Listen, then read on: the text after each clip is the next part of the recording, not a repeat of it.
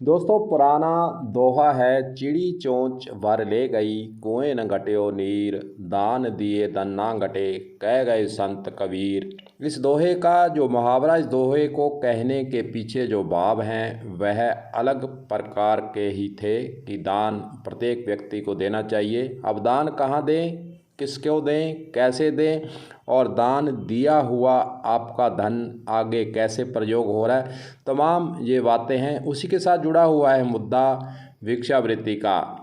लेकिन दोहे के अंदर ये नहीं कहा गया था कि आप काम नहीं करें और भिक्षावृत्ति की ओर चले जाएं। तमाम बातें हैं। इस तमाम बातों पर, खबर पर हम आज एक वीडियो बनाने वाले हैं कि भिक्षावृत्ति आखिर है क्या। चलिए इस खबर को करते हैं शुरू। दोस्तों, भिक्षावृत्ति कोई ऐसी चीज़ नहीं है कि जिसके कारण व्यक्ति को खुशी मिलती हो। व्यक्ति अनेक कारणों से जब परेशान व दुखी हो जाता है और उसके जीवन में आशा की कोई किरण नहीं दिखती, तो वह भिक्षुक बनकर अपना जीवन, परिवार का पेट पालने लग जाता है।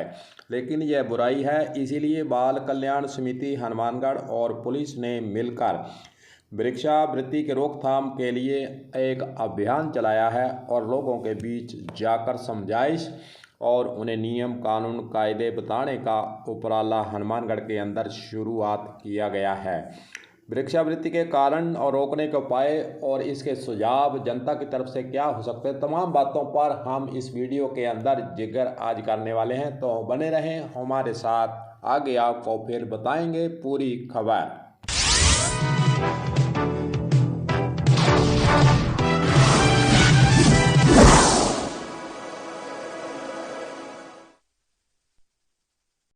दोस्तों, देखा जाए तो भिक्षावृत्ति की पृष्ठभूमि में यहाँ एक तरफ व्यक्तिगत कारण है और शारीरिक और मानसिक दोष अथवा बीमारियाँ जैसे लूला, लंगड़ा, अपाहिज, पागल, भिक्षुक। वहीं दूसरी ओर आर्थिक, सामाजिक, संस्कृति और धार्मिक कारण भी माना जाता है। प्रथम रूप से यह देखा जाए तो व्यक्ति अपने शरीर से लाचार है कि वह किसी के प्रकार का कठिन परिश्रम नहीं कर सकता, इसलिए वह भीख मांगता है। और दूसरा कारण इस बात का प्रमाण है कि वह समाज व्यक्ति को नौकरी तथा जीने की सामान्य सुविधाएं नहीं देता है। और जब व्यक्ति भूखा मरने लगता है तब भीख मांगने के सिवा उसके पास कोई दूसरा विकल्प नहीं होता है। इसके कारण वह फिर भिक्षुक बन जाता है। वे व्यक्ति जो शरीर से अपाहिज, लूले, लंगड़े, वह किसी प्रकार का कठिन परिश्रम नहीं कर सकते, अस्तु इन्हें भिक्षुक बनाकर ही जीना पड़ता है। वहीं दूसरी ओर मानसिक रूप से अगर हम कारण देखें तो वे ऐसे व्यक्ति जो शरीर से स्वस्थ हैं पर मानसिक रूप से पूर्णतः विक्षिप्त होते हैं। क्या उचित, क्या अनुचित है, क्या करना चाहिए और क्या नहीं, उन्हें कुछ नहीं पता होता। जिसने जो दे दिया वह रख लिया। जे जमीन पर पड़ा फेंका हुआ सामान या जूठा भी उठाकर खा लेते हैं। इन्हें न खाने का होश और न पहनने का। नंगे हैं तो ठीक और कपड़े फटे हैं तो भी ठीक। अगर हम धार्मिक कारणों की तरफ नज़र दौड़ाएं तो भारत की भिक्षावृत्ति के पृष्ठभूमि में धार्मिक कारणों का अपना महत्व है। धार्मिक अंधविश्वासों पर आधारित यह समाज पाप, पुण्य, स्वर्ग, नरक, दान आदि से आस्था भी रखता है। और पूंजीवादी आर्थिक ढांचे की तरफ नजर दौड़ाएं तो भारत देश यह राजाओं, महाराजाओं, जमींदारों, तालुकदारों और साम्राज्यवादियों का देश रहा है। करोड़ों भूमिहीन, करोड़ों बेकार, कुंठित व्यक्ति इस समाज में किसी प्रकार का कार्य नहीं मिलता है। ये इस पूंजीवादी व्यवस्था के दीन, दुखी, बेकार व्यक्ति होते हैं जो आंतरिक जरूरतों की पूर्ति के लिए आखिरकार फिर भिक्षुक बन जाते हैं और शिक्षा पर पूर्णतः निर्भर रहते हैं। वहीं दूसरी ओर बेकारी और दरिद्रता भी इसका कारण है। इस देश के अंदर दरिद्रता निरंतर वृद्धि इसलिए हुई है क्योंकि यहाँ बेकारी की समस्या अत्यधिक है।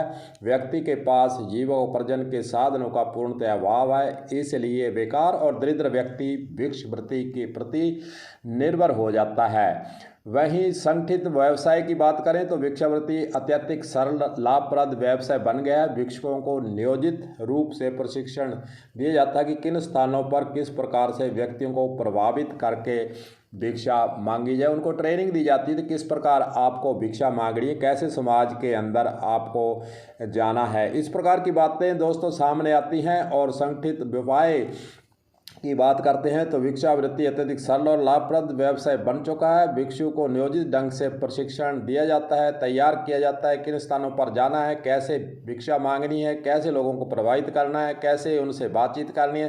तमाम बातें जो भिक्षु बढ़ाए जाते हैं उनको ट्रेनिंग भिक्षा मंगवाने वाले करते हैं। वहीं दूसरी ओर नगर और महानगरों के अंदर एक एक भिक्षुक 300 रुपये से लेकर 1000 रुपये तक प्रतिदिन भिक्षा मांग भी लेता है। इस तरह यह संगठन भिक्षावृत्ति को प्रोत्साहित कर रहा है, जहाँ ट्रेनिंग देकर भिक्षु को बनाया जाता है, अपने आप भिक्षु नहीं बनता है। इसीलिए परंपरागत अगर हम करें तो परंपरात्मक व्यवसाय के रूप में भी यह जातियाँ हैं, कुछ विशेष रूप से जातियाँ जो कि भिक्षा मांगती हैं, स्त्री हो, पुरुष हो, बच्चे हो, सभी भिक्षुक होते हैं। इन परिवारों के अंदर परंपरा से भी यह काम जो है चलता आ रहा है। वहीं दूसरी ओर एक विघटित परिवार के कारण भी होता है। ऐसे परिवार जिनके कर्ता का देहांत हो जाता है अथवा किसी अपराध से सजा हो गई हो अथवा जुआरी शराबी परिवार हो अथवा रोगग्रस्त परिवार हो जिसमें आय कमाने का कोई निश्चित साधन न हो, इस प्रकार के परिवार के बच्चे भी विधवा स्त्रियां या विवाहित भी स्त्री भिक्षुक बनने के लिए आकर्षित होते हैं। तमाम बातें हैं, तमाम कारण हैं। इस कारण भिक्षा मांगने वाले देश के अंदर बढ़ते जा रहे हैं और जिसके कारण आपको बताए जा चुके हैं कि किस कारण व्यक्ति को न समझते हुए न चाहते हुए भी भिक्षा मांगने पर जो है आगे आकर इस संसार के अंदर उसे परिवार पालन पोषण करने के लिए यह काम करना पड़ रहा है।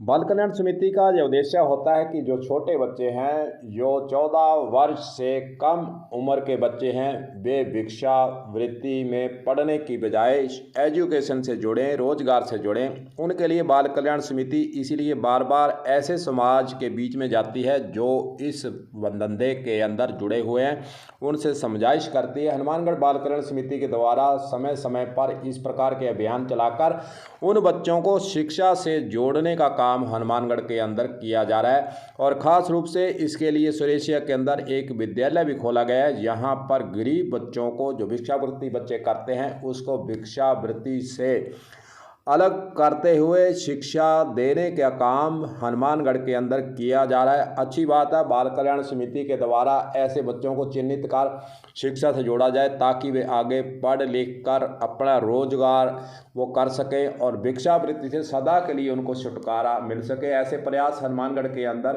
किए जा रहे हैं। वहीं दूसरी ओर समाज की तरफ से देखें, चाहे देश की तरफ से देखें, सरकारों की तरफ से देखें, रोजगार और उन्हें उच्च शिक्षा और शिक्षा का अभाव, अशिक्षित व्यक्ति होना, तमाम यह बातें हैं जिसके कारण जो है भिक्षावृत्ति की ओर लोग जो है चले जाते हैं। भिक्षावृत्ति को रोकने के लिए समाज के अंदर उन्हें विचारधारा से जोड़कर रखने की आवश्यकता है। उनकी विचारधारा को बदलकर उनके जो दिमाग के अंदर यह बात घर कर जाती है कि उन्हें काम नहीं मिलेगा और फिर वह पीढ़ी दर पीढ़ी भिक्षावृत्ति की ओर अग्रसित हो जाते हैं। उनको रोकने के लिए समाज को आगे आना होगा, जितनी संस्थाएं हैं उनको आगे आना होगा और सरकारों की तरफ से भी ऐसे उपाय करने होंगे कि वे व्यक्ति भिक्षावृत्ति करने की बजाय अपना रोजगार चलाने के लिए मौका उसको मिले। रोजगार चलाने के लिए जब मौका मिलेगा तो इस प्रकार के व्यक्ति जो भिक्षावृत्ति के साथ जुड़े हुए हैं वे उनसे अलग होकर रोजगार की तरफ मुड़ेंगे तो समाज के अंदर उन्हें जो है उस दृष्टि से देखा जाएगा जैसा कि आम व्यक्ति को देखा जाता है। जो भी हो, देखते हैं आगे बाल कल्याण समिति लगी हुई है और सरकारों की तरफ से आगे क्या कोई प्लान आता है, यह भी देखने वाली बातें होंगी। और समाज के द्वारा भी क्या भिक्षावृत्ति करने वाले लोगों के प्रति अपने जो विचार है वह बदलकर उन्हें रोजगार देने के लिए कुछ लोग आगे आते हैं या नहीं, यह भी देखने वाली बातें होगी।